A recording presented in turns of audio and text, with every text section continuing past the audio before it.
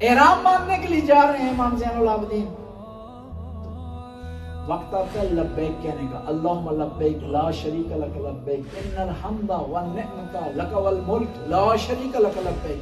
یہ حاجی کہتے ہیں نا، عمرہ کرنے والے کہتے ہیں. امام رک رہے ہیں، اب مولا کیوں نہیں کہہ رہے؟ کہا کہ میں لبیک کہہ رہا ہوں، ڈر رہا ہوں کہیں وہاں سے آواز آ جائے کہ تیری لبیک قبول نہیں ہے. عرفانی جملہ ہے.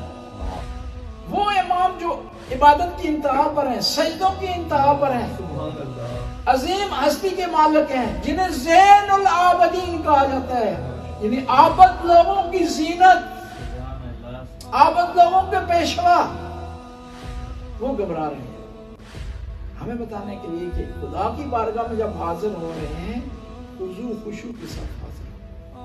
وہاں تکبر نہیں ہے، وہاں کوئی بڑھاوا نہیں ہے، وہاں غرور نہیں ہے، وہاں اس کی عبادت قبول ہوگی جس کے ہاں عاجزی ہوگی، جو خدا کے ہاں سجدہ ریز ہوگا.